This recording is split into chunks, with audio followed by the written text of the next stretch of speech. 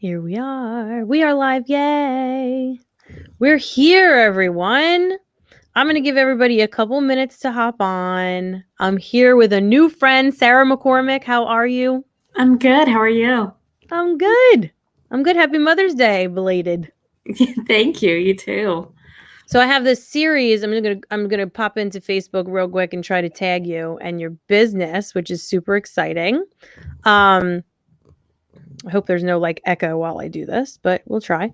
So, what was I going to say? Yeah, there's been it wasn't working. The I want to talk to you a little bit for while we just wait for a couple people to pop on. So we have this series on self-care is my job called Mom Bomb, where we are doing Mom Bomb episodes like every couple weeks on a Monday, Mom Bomb Mondays. And so I welcome you, a fellow mother, because not only obviously I'm a mother of two, but so it's near and dear to my heart. But for the people who are listening and don't know who I am, I'm Samantha Long, and I am a yoga instructor and a self-care mentor for moms. And this month is the month of mother on this show. So it's like all coming together. And I was excited because it's like you reached out and this is like perfect, like so perfect to have this discussion. We'll talk about why, which we were already kind of getting into. So I just want to like really welcome you for the mamas, like especially the mamas who are entrepreneurs, who are, working their biz on their own, like alongside all the responsibilities of mothering. Like I feel you. I am there with you. It is not easy. It's not easy to be an entrepreneur in the first place. It's like spiritual boot camp, as I like to say, because you're like, tackling every blockage that you ever had, right? And then at the same time, I feel like, mothering is a spiritual journey too, because probably for the same friggin' reasons, right? Where you're like, Yes. listen, like I have to address all of the things if I'm not going to create a mess of this. So thank you and welcome. So Sarah is a Self Care Astrologer, and we are going to get into what that's all about, and a soul care guide. I'm really excited. So tell us a little bit about yourself. Tell me where you're from. Tell me about your family, your background, and how, like how you came to a space where you were focusing on self-care for the purpose of in the field of astrology. I love hearing about the backstory.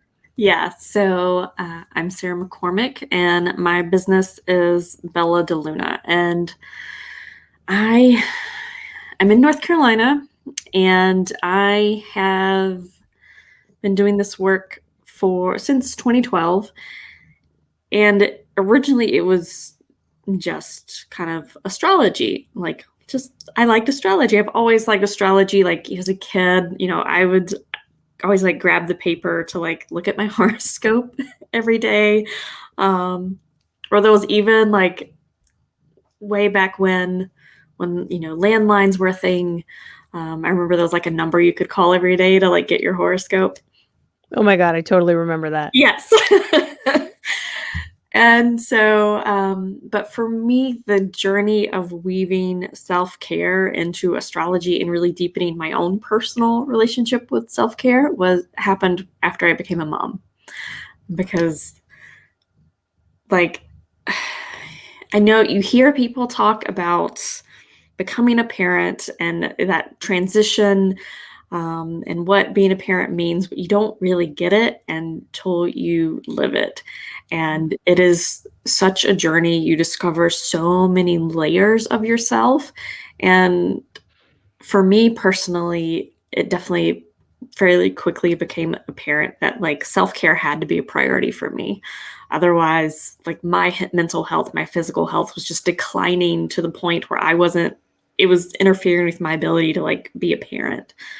And so that's when I really started to like dig deep and realize how I could layer or even use astrology as like a framework for self-care that kind of made self-care a little bit more accessible for me, that made it a little bit more even digestible. It sat easier with me. It didn't feel so foreign that way.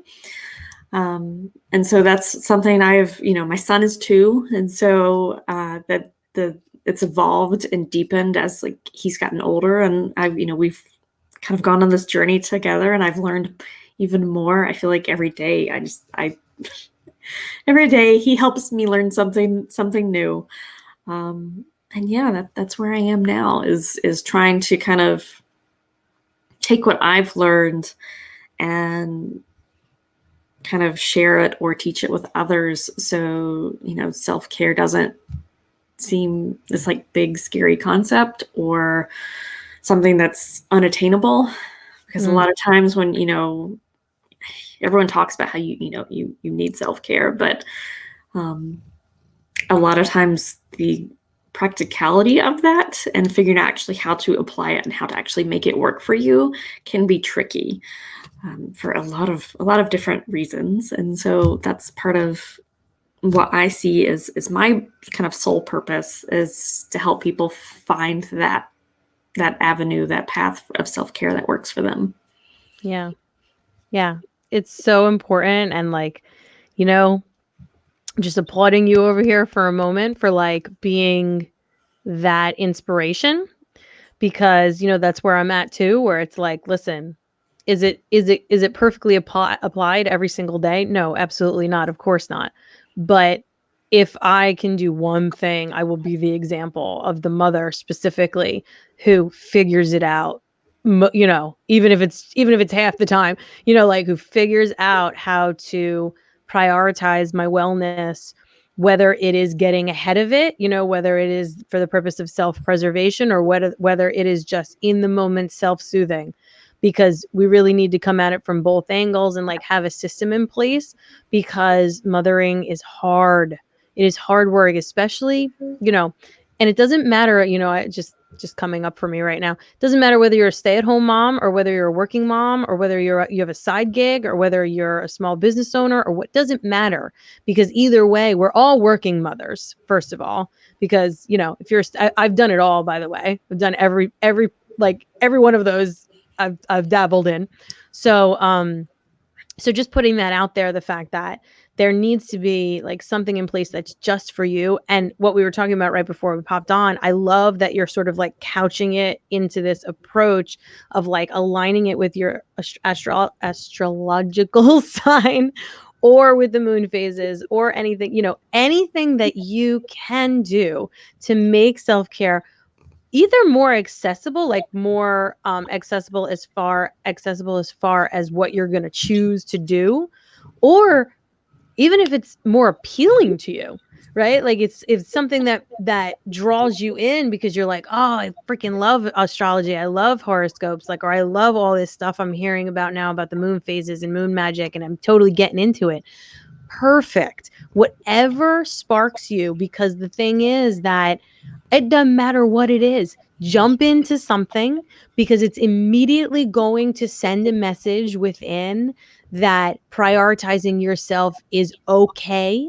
And you're literally like bringing that vibe in, as opposed to, a lot of the programming will set us up as mothers and as women specifically to believe that we're here to support everyone else, and that when we prioritize ourselves, it's selfish, or in some way it doesn't sit well and we feel guilty, which a lot of it is kind of like all within us. Most of it, I think, tends to be all within us. So that's how we know it's like the programming and it's the conditioning that's like just sitting here with us.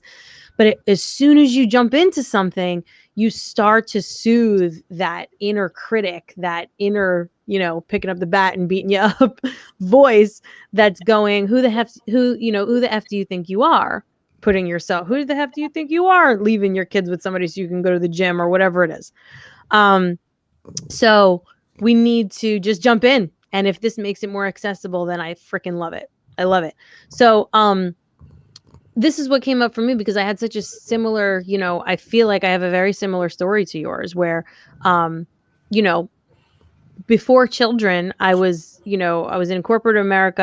I was a hardworking woman, moving it up in the ranks, prioritizing her career, doing the grind every single day. And I really placed a lot of my identity and my importance on my job and whether I was able to get that promotion. And, how many emails I had when I walked into the, and how many meetings I had in, and then you get into like this, victim mode where it's like, oh God, oh my God, life. Oy. Yeah, And then, but at exactly. the same time, secretly, it's like making you feel really fucking important. Yes. So I lived that for over 10 years. Not that I'm, knocking it, just like there was a sense of awareness that came to me when I left it. Now, the problem was that when I left that space and became a mother, there was a lot of feelings of like not enough because I didn't have that piece in my life anymore. And it was actually a pretty abrupt change. So it was, a very I had to transform fast. Yes. And it was very uncomfortable and caused a lot of anxiety. So sure enough, same thing you were saying, I needed self-care. It was a non-negotiable at that point. Because my mental health was seriously failing, was in jeopardy, and I was not happy. So, for me, I think, I'm still thankful that I was able to pinpoint a few things that had already somewhat worked for me, which was music and yoga. So eventually, obviously, I went on into teacher training for yoga and made that a much bigger thing. And, so I already had, music as my creative outlet, and it was something that really held me in that space. But I do understand when people are like that, don't have that connection to something and they need some guidance. So I always try to, tell my story and make it very clear that like you don't have to do it alone. Like you can actually reach out to somebody like us and have the support to guide you into a practice. And then, take that to bigger and better places once you kind of, you're getting the benefits of incorporating your self-care. So for you, like, what did that look like for you at first as a mother? Like, when you were first, like, kind of, struggling, like, what Yeah. did that look like? Because it's When hard. I It's was not just easy. It's drowning. easier said than done to incorporate it, Yes. Yeah. So definitely, I clearly remember the first 6 months in particular, for me, definitely felt like drowning. Um, it was pretty. I mean, I had my husband, but he at the time was working like a really intense job where he was working 60 to 70 hours a week. There was no other support. It was just me and my son. And what happened is over time, it was probably 4 or 5 months old when I kind of realized what I had started doing without realizing that I was doing it, which was I had already had a pretty established practice of like just following the moon phases and paying attention to the moon phase and what sign the moon was in. And I noticed that I was weaving that into my day, where I was very much subconsciously at first, just noticing what sign the moon was in and using that to kind of frame my self-care. So like very like quickly and broadly speaking. So for me, that means if the moon is in like a fire sign, I'm going to want to move my body somehow. If the moon is in a water sign, I'm going to want to, from just I know this really quickly, like what I like to do from years of experience and kind of experimenting. But for a moon and a water sign, I'm going to want to take a bath. Moon and an air sign, I need to either kind of journal and write things out. I need to like talk with someone. And then a moon and an earth sign, I need to get in nature and do some kind of like grounding. And so I was gravitating towards that without realizing it. So if like the moon was in Aries, I was like, okay, Julian, let's get you in the stroller and we're gonna like go take a walk around the neighborhood. And then once like I like registered, that's what I was doing. It was like a light bulb went off, and I was like, oh, that's what I'm doing. Because that makes sense. Because otherwise, for me, like the idea of like self-care or kind of checking in with myself and figuring out how I felt and what I needed each day felt very overwhelming. Because for me, motherhood itself felt very overwhelming. It was just, that's the best way I can describe it, especially those first few months. It was just completely overwhelming, and every choice seemed momentous. It just seemed like impossible to decide anything. I was like, well, what's the right thing? And so kind of using astrology as a framework with the moon, which is I like using because it's accessible. We can all, you can see it in the sky. There's like free apps and websites you can go to like see what the phase is. It's not something you have to like be super into astrology to like understand. It's simple. I think we like learn about the moon phases to some degree in like, middle school or something. Like it's easy. It's not as like deep as like, including like all the planets and like the intense like geometry that can come with astrology. Mm-hmm. And yeah, to me, it was just a really lovely, gentle way to frame my self-care so I could honestly start to find myself again and figure out who I was now that I was a mother and what that meant for me and what worked for me for self-care. Because, what I did prior to my son being born wasn't necessarily as easy to navigate or work with now. Before I really liked to go on like 2 to 3 hour long hikes. It's a lot harder to do with a newborn. And so it was a lot of just kind of experimenting and finding what worked for me now. And yeah, for me, astrology and using the moon it gave me like a little safe cocoon that it felt okay for things to be unsure and maybe a little even not okay. Yeah. So beautiful. I mean, that's like a great, even definition of self-care is sort of like create a little cocoon for yourself. Mm-hmm. And, actually I could use that because I tend to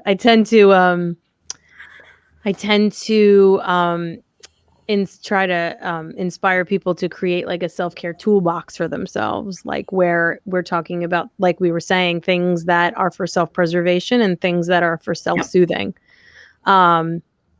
And having like your system, but knowing also that things change, that life happens, and that the moon phases happen, and you know what I mean? Things change, especially for women. So Yes. one of the things that I've been like so passionate about lately is like not only, and it's so funny because it's so connected to the moon phases, but like our hormone cycle, like holy shit. Yes. Like it's 28 days and there are 4 phases of it. We are different people in those 4 different phases.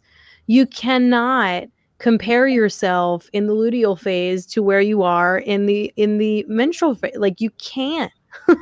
It's not fair. So yeah, I love that because it's like you're creating this safe space for yourself. Breath, me being a yoga teacher, for example, is, breath work and just breath, just breathing in general is like so important to me. But I will say like certain things like, today was a rough morning for me.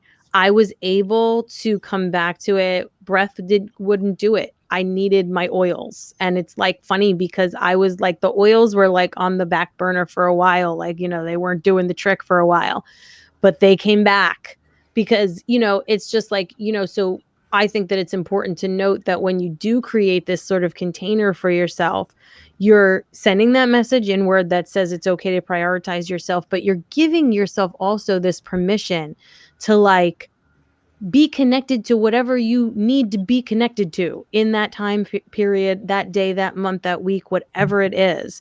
Like giving yourself that space to even to play a little bit, and get creative with it, and allow yourself to be drawn to something again, instead of it being like, I'm supposed to do this and I should or shouldn't do that. And we tend to just live in that space.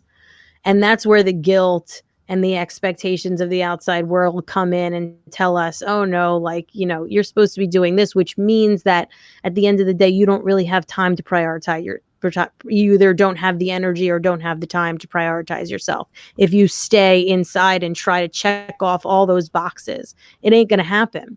So I love it because this is really, like we were saying, giving yourself permission based on whatever floats your boat, right? To really prioritize yourself. And I love that you spoke about how you didn't even know it was happening, and that's what, like, it's a really beautiful thing. So I invite whoever's listening to this to take note of that, like, because there could be something that you're doing already or that you're drawn to already in some way, whether you're really prioritizing it and allowing yourself to do it or not. If you're drawn to it, that could be your answer to something that is a self-care related practice. For me, it was music. I was always drawn to music. I've been writing songs and singing since I was 8 years old, not with very much support, not with too many cheerleaders. Took me a while I guess, to sound good enough to get my cheerleaders going. But when it happened, it was like same thing, like when, the shit hit the fan for me, I was drawn to that as a way to soothe myself, as a way to have something that was just for me when I first became a mother, right?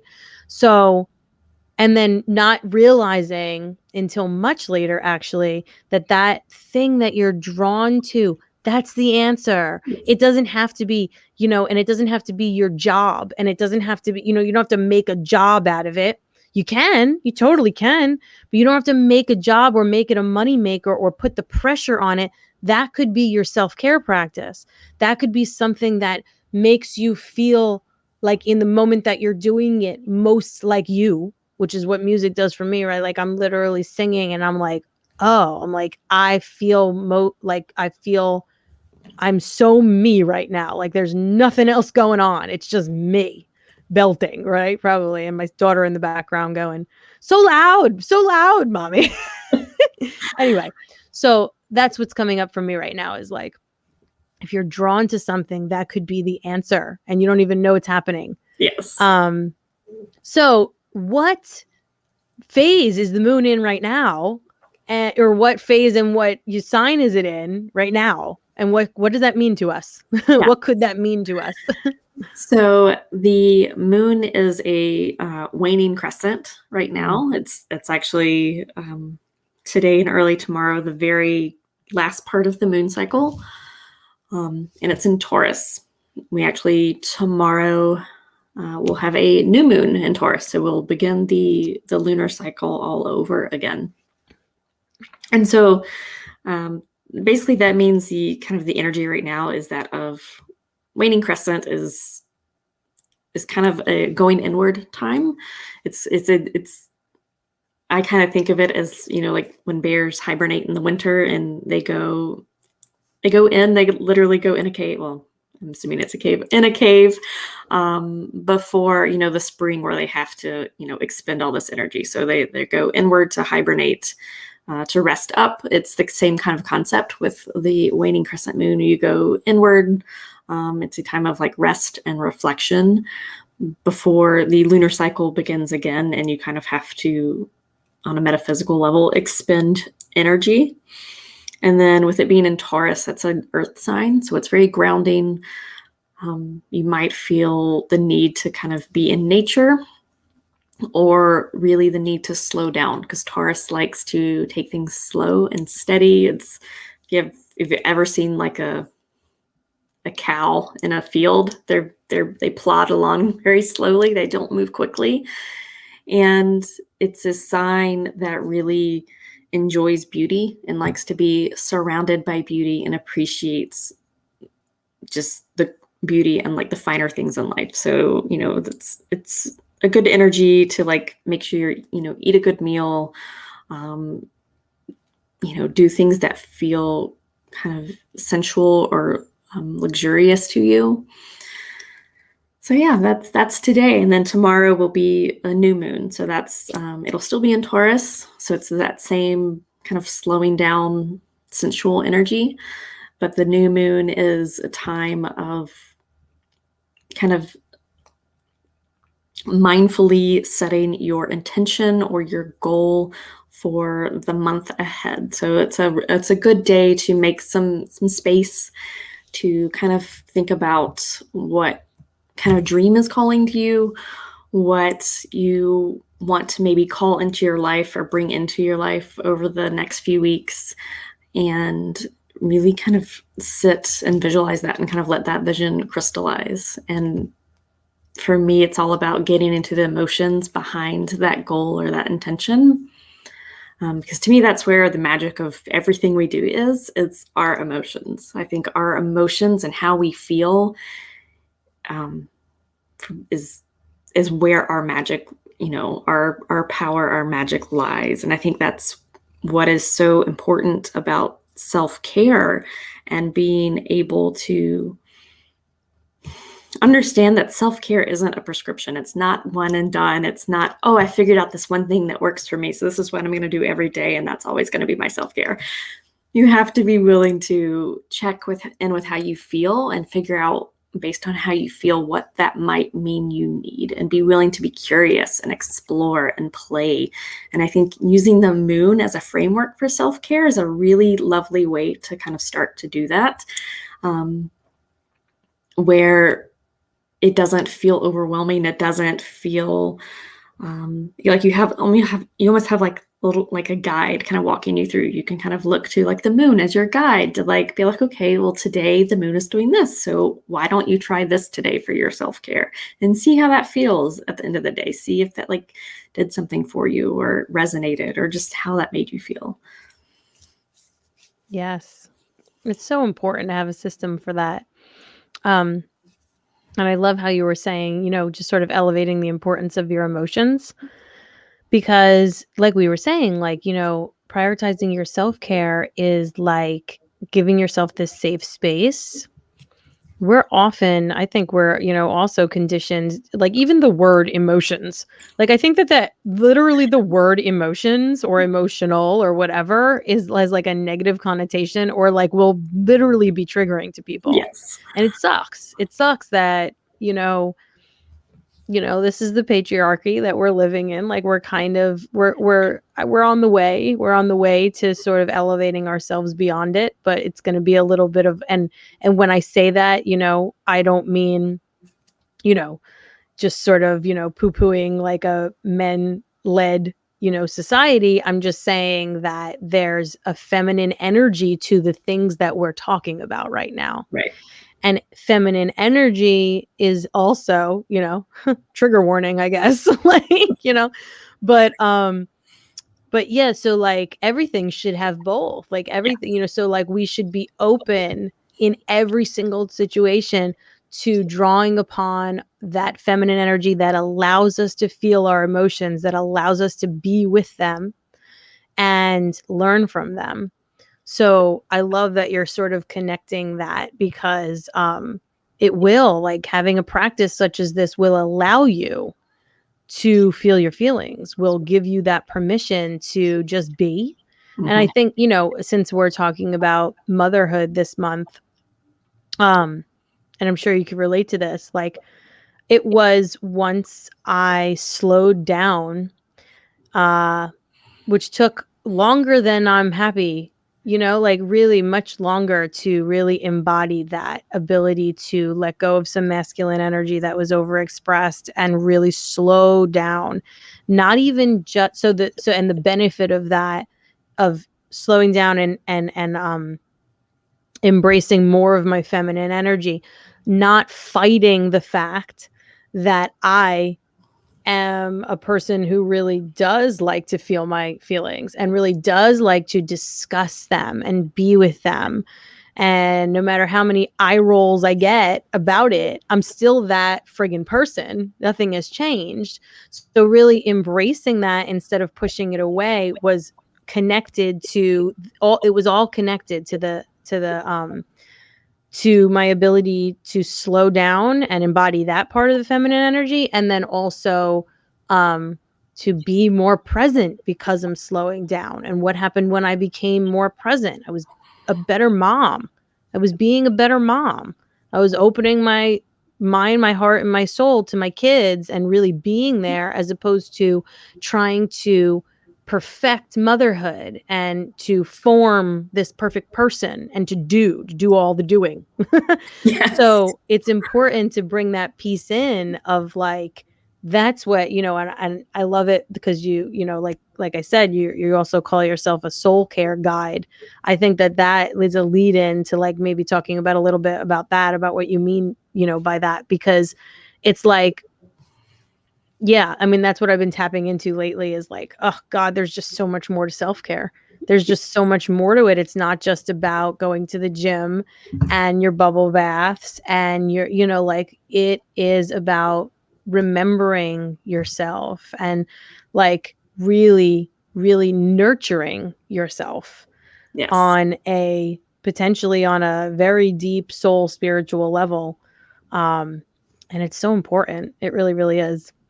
Yeah. I mean, and you've hit on this multiple times where, our society, our culture, it's productivity is what is valued. And productivity almost at any cost.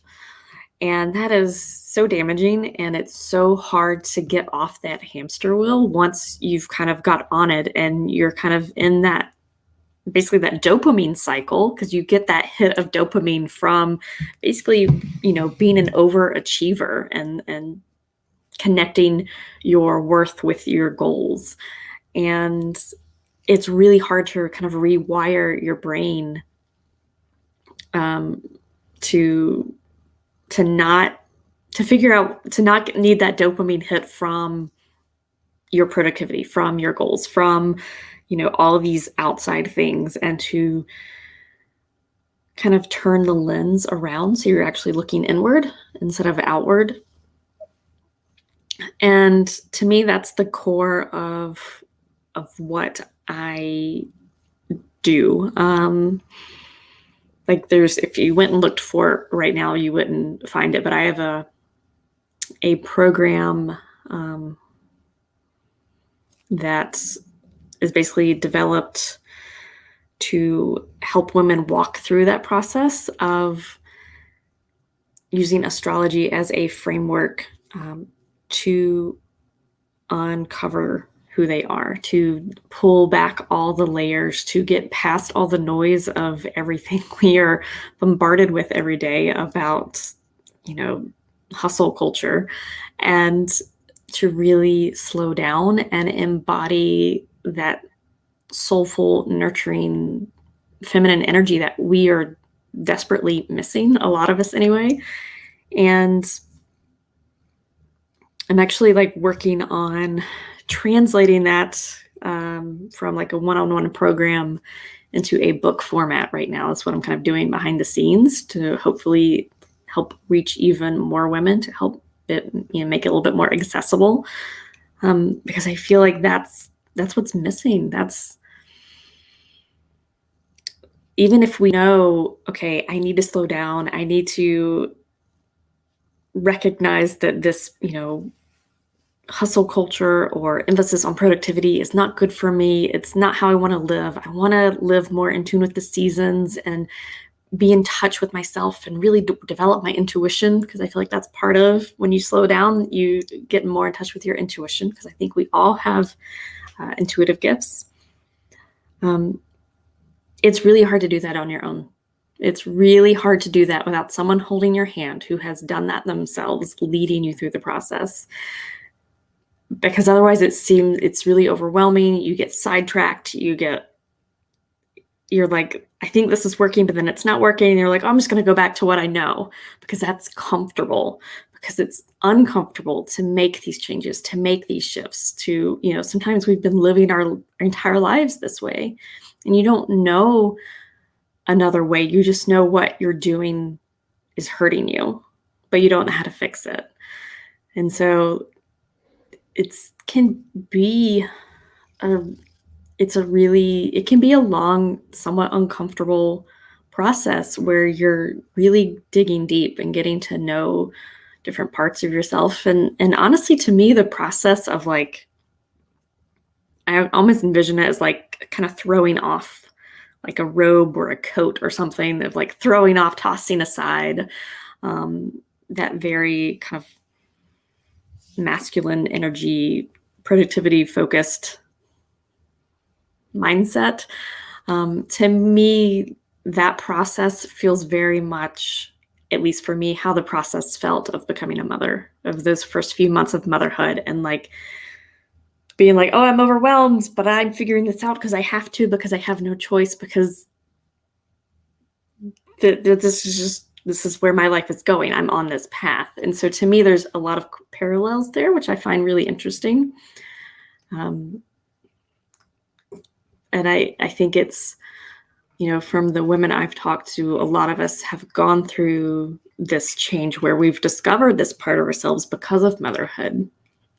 And of course, that doesn't mean like you have to be a mother to do this, but I think that's kind of the turning point for a lot of us. That's like the threshold where we're like, it's in our face that this way is not sustainable. This way has to change. So yeah, it's a lot. It's definitely a journey. It's definitely a process. But I think it's one that is very much worth it because, like I said, it is not sustainable. That burnout cycle that so many of us are on, where we basically push ourselves until our body collapses. And then as soon as our body feels better, we get up and do it all over again. That is so not sustainable in the long term. We are damaging ourselves. And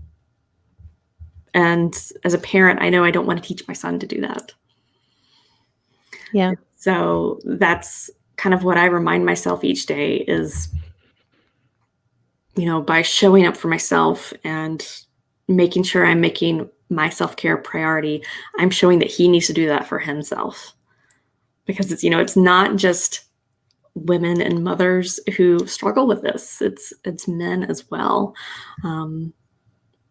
It's just, the way society is built, is structured, is women and mothers unfortunately tend to get more of the burden. It's not equally split at all. Like, no, yeah. So and that's definitely one thing in my mind about like when raising him, is making sure he's aware of that discrepancy, and that of his advantages that he gets just because of who he is. So hopefully he will have an awareness of that and can actually do good with knowing that information. So yeah, it's huge. I mean, such an important topic. I'm glad you brought up in the month of Mother on this show, because I've been, searching for an opportunity to bring it up of, the Motherlode, yes. the fact that, we do, there's too much responsibility. And a lot of it, if you've never heard that phrase, the motherlode, like it basically just is a concept that encompasses the mental load of motherhood. So not only do we have the physical demands of being tethered physically, more so in a lot of cases than our partners, to our children, but also the mental load of all, potentially all of the planning, all of the remembering of the details, all of the implementing of everything, the purchasing, like it's so much. And then forget it, add to that your job, whether that is, like we said, whether that is the job of maintaining the entire household and, being the, the servant. Well, even though in my house I probably consistently use the phrase, I'm not a servant, I'm not a clown, because we have to set boundaries, which is another discussion. But so it's so much. And we experience burnout as women because we don't honor. That's what was coming up for me actually when you were talking about like, what the true benefit of self-care is. What, aside from the physical wellness and maintaining our health, it is literally about honoring yourself. Honoring yourself, because we are, you know, as we've probably heard millions of times, you know, we're a divine soul having a human experience. We really are. Like that feeling, I say this all the time too, like that feeling of I'm special that we all had at one point when we were little, that was tamed and quieted over time. That wasn't bullshit. That's real. We're special. Very, very special. Very powerful. All of us. So we can honor that. Like we can legit honor that by being okay and giving ourselves permission to follow that calling, follow that draw, do that thing. Even if you have a 9 to 5 that you can't stand and you got to go because you need the money, you can still find little baby micro practices or little ways that you can incorporate it. And those little moments of honoring yourself will make a difference. So, but, you know, coming back to that motherlode, or like our sort of burden, I don't love that word, but for lack of a better word, of being the mother and having all of these responsibilities, it isn't really productive to sit in victimhood about it. It's not really productive, but we can become aware of it, and we can become aware that part of the issue with it perhaps is the resentment we feel about all of the things, which again is another emotion and pattern that is not productive to your mental health. So if we sit in that victimhood and that resentment about all of it, it's just like a stewing pot of shit that is going to eventually overflow onto everybody else. It is not helpful. But when we honor ourselves and we start to rebuild our self-worth and rebuild our self-trust, our intuition, we can come back as women. We can come back to being okay with our power, our like innate, like already with us existing power of that feminine, where we are the nurturers. That's our power. We are supposed to be supportive. That's our power. It's not necessarily a burden, but it has to happen. It has to happen in integration with honoring yourself. It has to be both. Like I hate something I read recently that really pissed me off was like it's not me first, it's me too. And it's like, well, sometimes it has to be me first. Yes. Like, and that's okay too. I think I said that on the episode yesterday too. Sorry for whoever's listening, but it's still bugging me. So, you know, like it's just something, well, it's because yesterday's episode was about balance and how it's a farce and how it's not really feasible in many cases as a mother. So, so just bringing that concept in, that like, it's okay. You know, we don't have to sit with like the irritability and being pissed off about this burden. We can accept it, and then we can investigate ways to navigate it and integrate what needs to happen. Ourself being a priority alongside what the true priorities are. Maybe we drop off a whole bunch of them. Maybe we need to drop. That's what I was talking about this morning, because I was, like I said, it was a rough morning for me because I had all the things Monday morning, all the things. And what I had to sit with after meditating for maybe 10 minutes was perhaps you have to let go of a whole bunch of shit that isn't yours. You know, like we have a tendency to take on the responsibilities too, to take on extra burdens and projects because we feel like that is going to validate us in some way because we're supposed to, quote unquote, you know. It's not required. You've got a friend visiting. So so I'm sure that you've experienced that. What sign are you? I'm a Virgo. Me too. Yes. Sorry, I am actually, yeah, I think I have Virgo pride. Is that a thing? Or astrological sign pride? Because I really do. I think we're great. Yes. Yeah, Virgos tend to they can sometimes get a bad rap, but they are Virgos are the healers of the zodiac. So, yeah. And we're here. Yes, exactly. Yeah, it's important to note, like, when I think of astrology, I feel so much more connected to it now. I think that it is a very good example of something that I was taught to ignore and quiet, even though I felt always so connected to it. It's like a perfect example of one of those things that I always felt like was so important to note. And then you have all the voices of authority coming in telling you that that's stupid.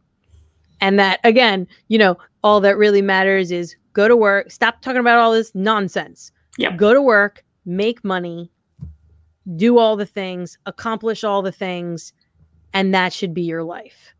Even though you feel, so it's like, there's the example, you feel drawn to something that could be your connection to a way to honor yourself on a very spiritual, divine level, and you're being told, shut up.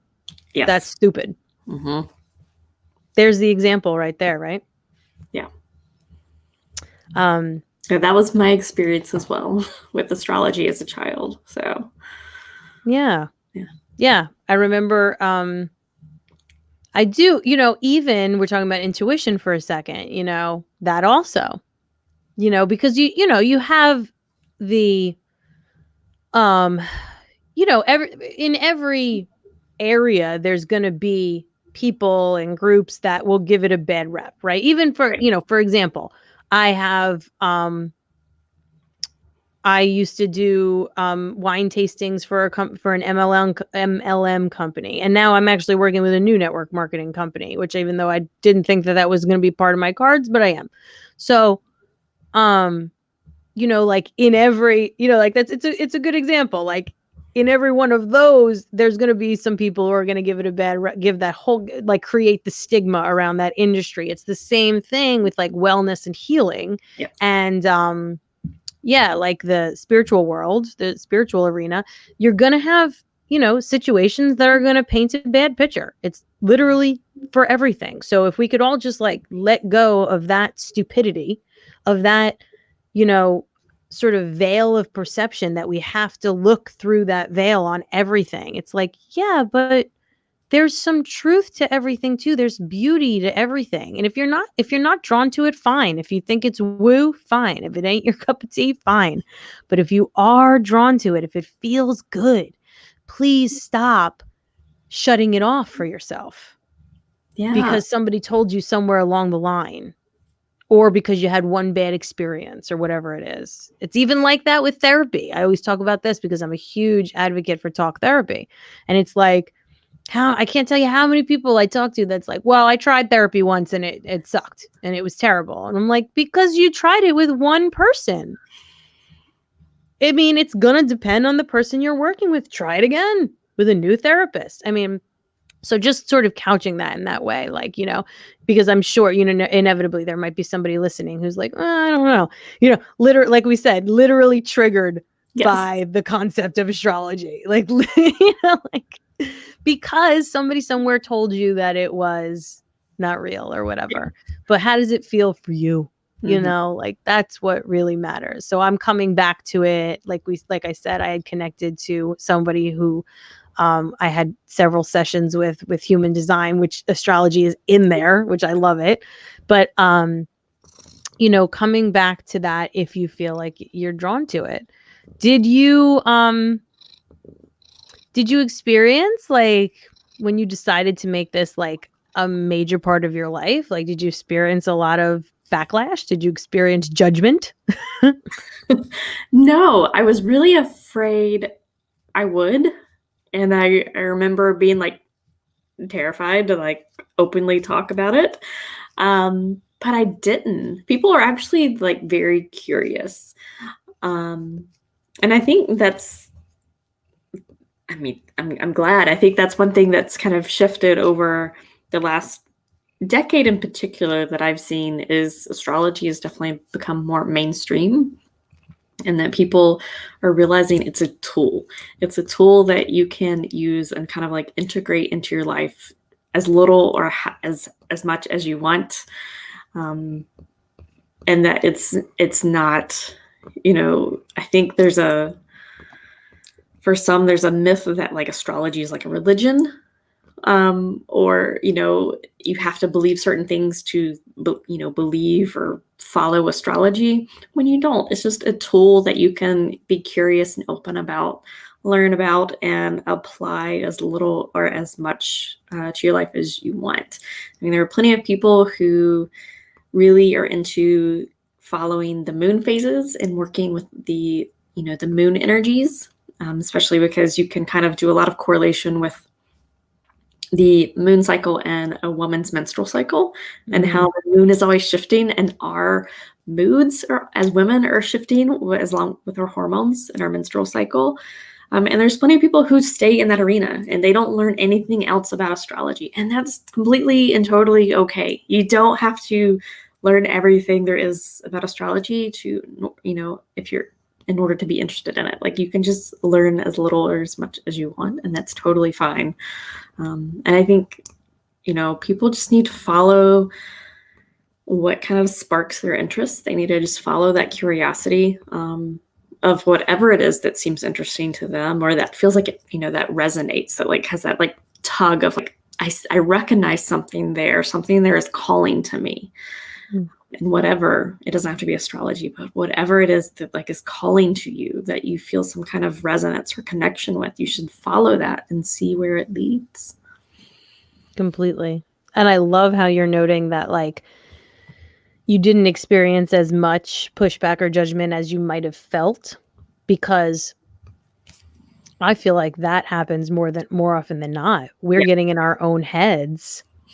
Because again, we're basing so much of what we feel we should or shouldn't do, or what we're supposed to do or not supposed to do, on these limiting beliefs, these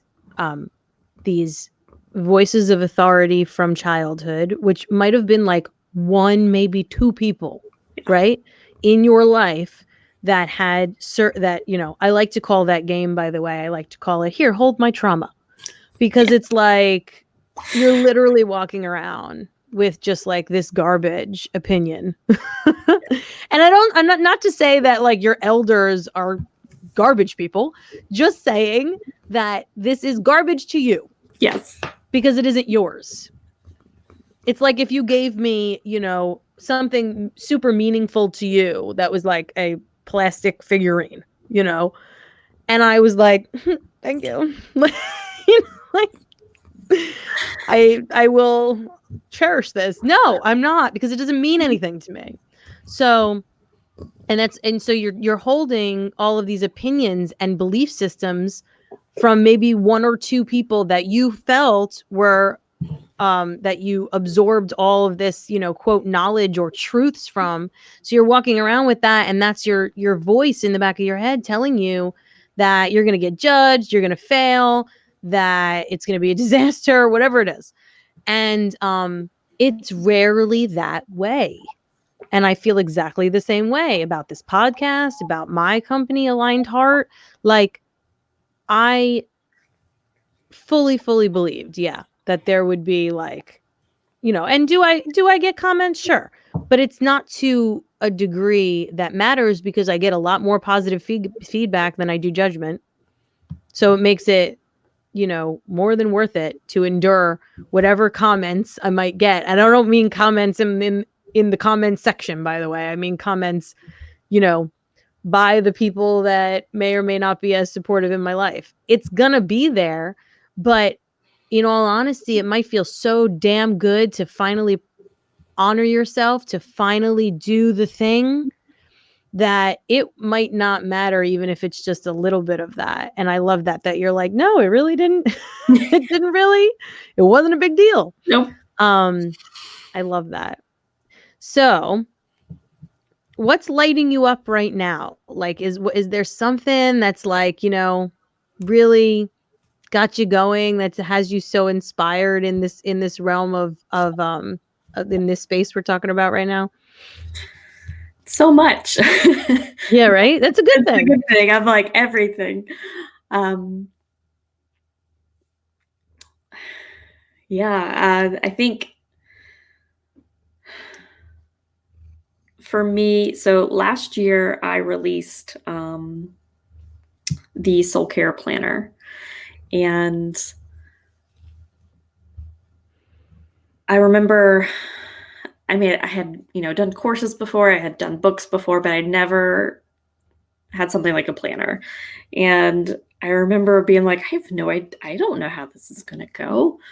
I don't know if people want this. Um, and I have been so blown away by the response where people are still buying it. It's May and people are still buying it. And um,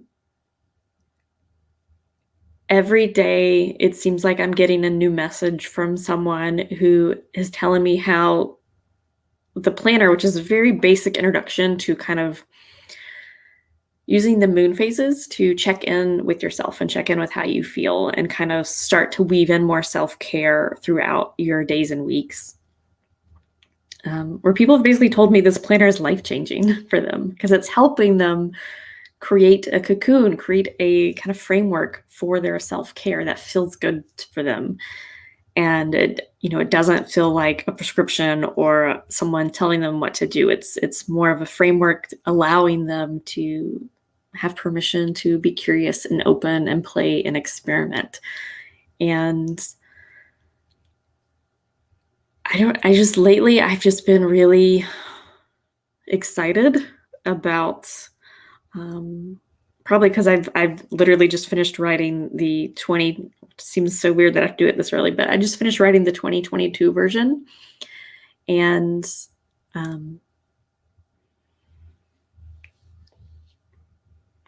for me personally, I feel very, I'm thinking concrete. I'm like, that's not quite the word I'm looking for. Confident, sure, that I am on the path to helping more women kind of step off the path, so to speak. Because anytime someone asks me like why I do what I do, like I consider myself almost like a recovering workaholic, where I was very much on that hamster wheel and glued to, my worth was very much glued to my productivity and like how quickly I was like climbing ladders in the corporate world, and stepping away from that, stepping off of that has been such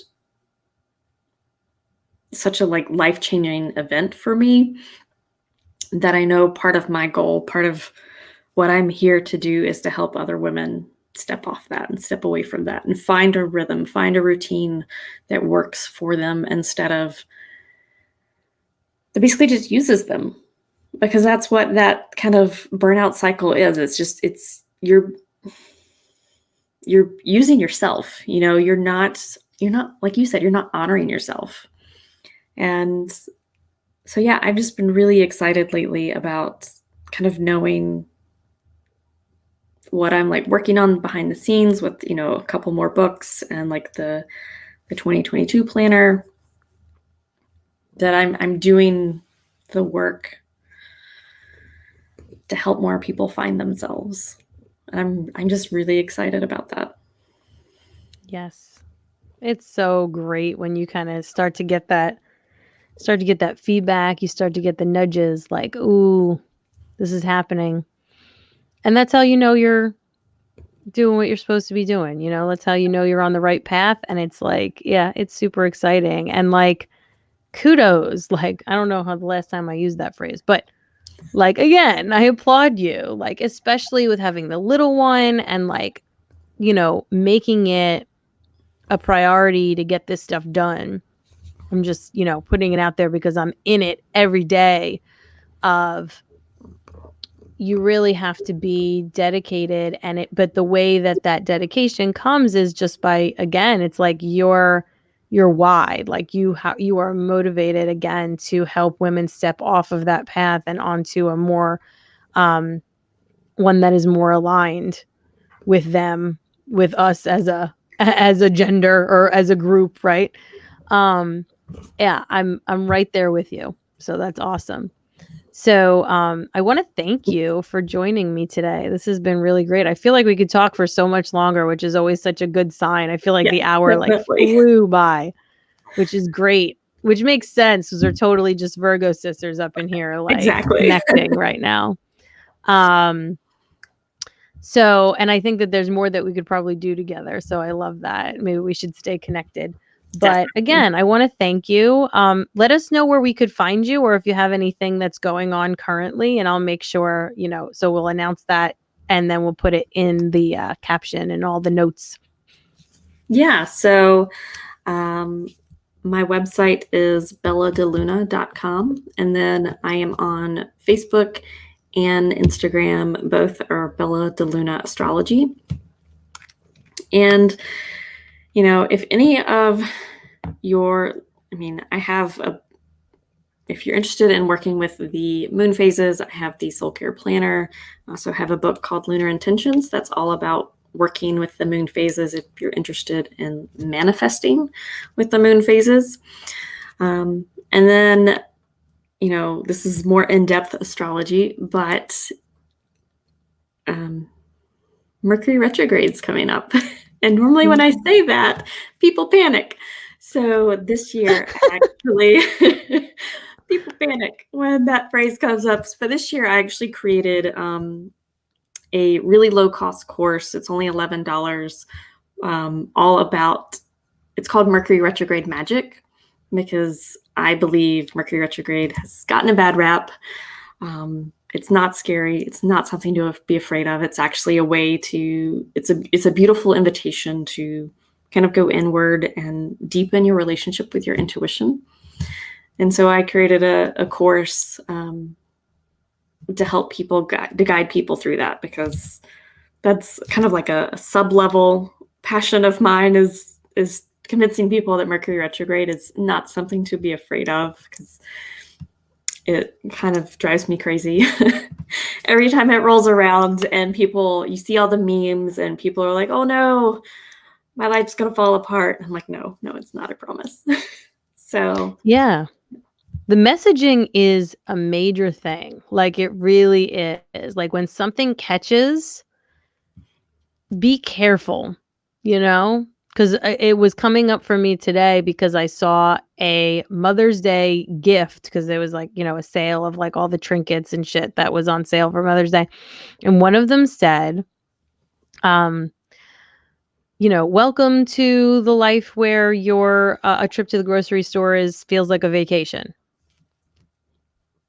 And I was like, okay, why are we perpetuating this as like almost like a badge of honor or something so funny that you can just now embrace about your new life as a mother? That is not okay. So it's same thing. Yeah, Mercury retrograde has I agree entirely. It's become like this thing. yeah. And yeah, there's plenty of buzzwords and buzz phrases. I say, I even mention it when it comes to even the phrase of self-care, like, because most of the time it's what's sold to you. It could very well be something being sold to you. Meanwhile, self-care doesn't have to cost a damn thing.